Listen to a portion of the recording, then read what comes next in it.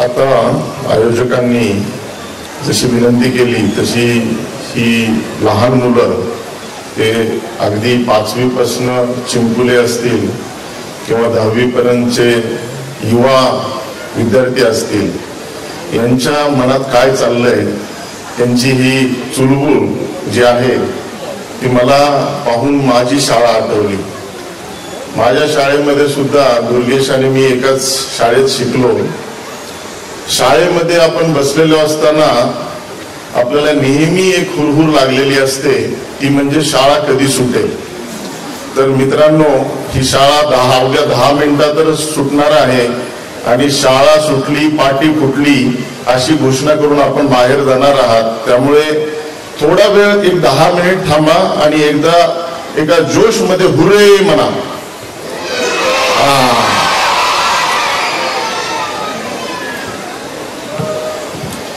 निरंजन सेवाभावी संस्था व क्लीन सायन्स टेक यांच्या संयुक्त उपक्रमाने आज आपण या शैक्षणिक पालकत्व अभियान 2025 मध्ये आपल्याला लाभलेले मंचावरचे प्रमुख अतिथी क्लीन सायन्स टेकचे कार्यकारी संचालक कृष्णकुमार गुरुजी, त्याचबरोबर आता ज्यांनी भाषण केलं असे सनदी अधिकारी क्षीरसागर साहेब, जे म्हाडा अधिकारी कमी आणि खेळाडू जास्त आहेत असे आमचे संजय निकमजी, सेवाभावी निरंजन सेवाभावी संस्थेचे अध्यक्ष नवनीत मांदनजी, माझे वर्गमित्र आणि या संस्थेचे सचिव दुर्गेश चांडकजी, त्याचबरोबर माजी अध्यक्ष कासटजी आणि आज उपस्थित असलेले सर्व माझ्या समोर बसलेले पुढच्या काही रांगेमध्ये क्लीन सायन्स टेकचे पदाधिकारी असतील, मान्यवर असतील आणि सामाजिक कार्यकर्ते मित्रांनो, नमस्कार. आज या CSR या अशा कार्यक्रमासाठी मला दुर्गेशनी बोलवलं आणि एक विद्यार्थ्यांशी संपर्क किंवा विद्यार्थ्यांचा संवाद करायचा आहे. त्यामुळे मी बाकीचे सर्व कार्यक्रम बाजूला ठेवून आज इथे आलो आहे. मला आणखी आता रिसेंटली दुर्गेश, मी एका CSRच्या संस्थेमध्ये गेलो होतो. त्या संस्थेमध्ये मला जेव्हा त्यांनी 5 वाजता, संध्याकाळचे 5 वाजले होते आणि 3 वेळा वेगवेगळे राऊंड केले स्नॅक्सचे, पोहे एकदा आणले, एकदा एक लाडू आणला, त्यावेळी मला माझ्या आजोबांची आठवण आली. 1973च्या दुष्काळामध्ये माझ्या आजोबा परळीपासून एक 10 किलोमीटर दूर आमचं गाव आहे. क्षीरसागर साहेब, आपण सनदी अधिकारी आहात, आपल्याला माहिती आहे बीड जिल्ह्याची परिस्थिती ही दुष्काळजनकच आहे. 73चा दुष्काळ तर फार भयानक होता. त्या दुष्काळामध्ये माझे आजोबा 10 किलोमीटर जाऊन एक 5 रुपये जे सेंट्रल गव्हर्नमेंटने दिले होते त्यासाठी 12 किलोमीटर 10 किलोमीटर जाऊन ते 5 रुपये आणण्यासाठी गेले होते. त्याचा अर्थ ते दारिद्र्य रेषेखालीच जगत होते. पण तरी पण त्या नंदगोळ गावामध्ये आमचा जो पार असतो, मंदिर असतं, तिथे वाटसरू नेहमी संध्याकाळी झोपायला यायची. तर माझे आजोबा 2 भाकरी आपल्याला ज्या मिळाल्या त्यापैकी 1 भाकरी खायची आणि त्याच्यात एक दुसऱ्या भाकरीच्या 4 कोरी करायचे, त्याच्यावर थोडं थोडं भाजी ठेवायचे आणि ते पारावर लटकून ठेवायचे की वाटसरूला ही भाकरी द्यावी आणि त्याचा मुक्काम इथे चांगला व्हावा. फिलॉन्थ्रपी याला म्हणतात. जेव्हा आपण आपल्याकडे 1000 कोटी आहेत तर 50 लाख रुपये देतो, याला फिलॉन्थ्रपी म्हणण्यापेक्षा या फिलॉन्थ्रपीला फार महत्वाचा भाग आहे. त्याचमुळे क्लीन सायन्स टेक या कंपनीने आज निरंजन सेवाभावी संस्थेला जी मदत केली त्याबद्दल आपण सर्वांनी एकदा टाळ्या वाजवाव्यात ही आपल्याला विनंती करतो.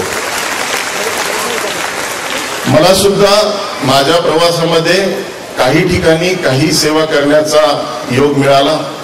ज्या संस्थेमध्ये, ज्या शिक्षण संस्थेमध्ये, पुण्याच्याच शासकीय अभियांत्रिकी महाविद्यालय ज्याला आपण COEP म्हणतो, या संस्थेमध्ये मी शिकलो, त्याच संस्थेचा माजी विद्यार्थी संघटनेचा निवडून आलेला अध्यक्ष मला 2020 मध्ये बनता आलं. मागच्या 4 वर्षामध्ये COEP मध्ये आता ही जी विद्यार्थी इथे 5वी ते 10वी पर्यंत बसलेली आहेत की उद्या इंजिनिअरिंगला जायचं असेल तर पहिल्यांदा महाराष्ट्रात जर कुठलं इंजिनिअरिंग कॉलेज त्यांना बघायचं असेल किंवा त्यांना जर त्याचं एक लक्ष ठेवायचं असेल तर COEP असतं. या COEP संस्थेमध्ये जेव्हा तुम्हाला ऍडमिशन मिळतं ते मेरिटवर मिळतं. तुमची आर्थिक परिस्थिती काय आहे त्यापेक्षा तुमची शासकीय शैक्षणिक पातळी काय आहे यावर तुम्हाला इथे प्रवेश मिळतो. अशा संस्थेमध्ये अनेक वेळा असे काही विद्यार्थी असतात की आई वडील कुठेतरी धुणे भांडे करून मुलांना शिकवत असतात, तर काहीतरी पाय रिक्षा चालवलेला असतो, तर कुणाचं पंक्चरचं दुकान असतं. अशा संस्थेमध्ये आलेल्या 100 विद्यार्थ्यांना आपण आता मागच्या 4 वर्षापासून प्रत्येकी 1 लाख रुपये त्यांची फीस भरण्याचं काम माझी विद्यार्थी संघटनेतर्फे करत आहोत. मला आनंद आहे की माझ्या आजोबांनी जे काम सुरू केलं त्याच्यामध्ये मला थोडा तरी आपला सहभाग नोंदवता आला. आज आपण सर्व विद्यार्थी मित्र इथे बसलेलो आहोत. त्याचप्रमाणे दुर्गेश असेल, मी असेल, आम्ही पण एका नक्की जिल्हा परिषदची शाळा क्षीरसागर साहेब आपण सांगितली, पण आमची शाळा जरा थोडी बरी होती, पण जिल्हा परिषदेपेक्षा काही त्याच्यामध्ये त्याचप्रमाणे सुविधा होत्या. अशा संस्थेमध्ये सरस्वती विद्यालयामध्ये दुर्गेश आणि मी एका आजूबाजूच्या बाकड्यावर बसत होतो. आज हाच दुर्गेश पुणे शहरामध्ये येऊन मला आणखी आठवतं की आमच्या मार्क्समध्ये पण 1-2-3 मार्काचा फरक असायचा. हुशार विद्यार्थी होता दुर्गेश. कधी तो पुढे असायचा 4 मार्कांनी, कधी मी मागे असायचो. आज तो CA झाला आणि आज आपल्या बरोबर या संस्थेबरोबर जुटलेला आहे आणि एक सकारात्मक बदल घडण्यासाठी एक समाजसेवा करत आहे. त्याबद्दल मला त्याचा अभिमान आहे. बालपणातील नाते जर मूल्यावर आधारित असतील तर पुढे जाऊन समाजासाठी आधारस्तंभ होतात. हेच काम आपण करत आहोत. आज आपल्या पूर्ण बालमित्रांना माझं एक सजेशन आहे की मित्रत्व, आत्मीयता, एकमेकांकडून शिकण्याची वृत्ती ही जर आपण ठेवली तर तुमचं भवितव्याचं जे रोडमॅप आहे, जो रस्ता आहे, हा सोयीस्कर होईल. माझ्याबद्दल सांगायचं म्हटलं तर थोडक्यात सांगतो. बऱ्याचशा वेळा ABP माझा कट्टाचा माझा इंटरव्ह्यू असेल किंवा अनेक वेगवेगळ्या मुलाखती माझ्या युट्यूबवर आहेत, त्यामुळे माझ्याबद्दल काही जास्त सांगत बसत नाही. पण जर्मनीमध्ये 10 वर्ष राहिल्यानंतर सगळ्या सुखसुविधा असताना मी वापस येण्याचा निर्णय घेतला.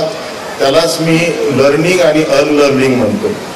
जेव्हा आपण शिकत असतो, ही मुलं उद्या शिकून डॉक्टर, इंजिनियर होतील, त्यावेळी आपण उच्च पदावर जातो, व्हाईट कॉलर जॉब करतो, त्यावेळी आपल्याला जर्मनीसारखा देश जिथे सोशल सिक्युरिटी एवढी जास्त आहे, आयुष्य सोयीस्कर आहे, तिथून तो देश सोडायचा आणि त्यातले त्यात सोडण्याच्या पूर्वी 1 वर्ष कामगार म्हणून काम करायचं. त्यावेळी माझ्या डोळ्यात अश्रू यायचे. कारण आपल्याकडे एवढं शिक्षण असून सुद्धा आपण कामगार म्हणून काम करतो. पण हा कामगार म्हणून काम करणारा भरत आज त्या बेसिक गोष्टी किंवा स्क्रॅच पासून शिकला. त्यामुळे आज चाकणमध्ये मागच्या 8 वर्ष झालं 800 लोकांची कंपनी तौराल इंडिया म्हणून चालवतो. त्याचबरोबर मागील दावोसमध्ये वर्ल्ड इकॉनॉमिक फोरम मध्ये माननीय मुख्यमंत्री देवेंद्रजी यांच्या नेतृत्वाखाली पुढचा एक्सटेन्शन सुप्यामध्ये आपण एक 500 कोटीची इन्व्हेस्टमेंट आणि 1200 लोकांना रोजगार निर्मिती देत आहोत. माझ्या पूर्ण ह्या प्रवासामध्ये मी नेहमीच शिक्षणाला महत्व दिलं. त्यामुळे आज मला दुर्गेशनी इथे बोलवलं, त्यासाठी मी मुद्दाम इथे आज उपस्थित राहिलो.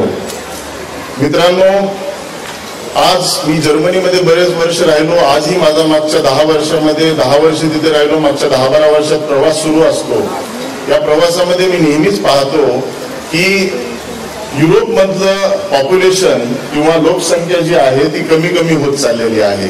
त्यामुळे एवढं लक्षात ठेवा, जर पुढच्या काही काळामध्ये पूर्ण जगाला जर कुठली आशा असेल तर या सभागृहात आणि या गणेश कला क्रीडा मंचामधील सभागृहामध्ये जे उपस्थित विद्यार्थी आहेत हे खरं आपलं भविष्य आहे हे मी सांगतो. कारण हे जर पुढे शिकले तर जर्मनी, युरोप किंवा अमेरिका अशा अनेक देशामध्ये जाऊन आपल्या देशाचा झेंडा खूप चांगल्या प्रकारे आणि कुठल्या एक उंच पदावर फडकवतील यामध्ये मला मात्र शंका नाही.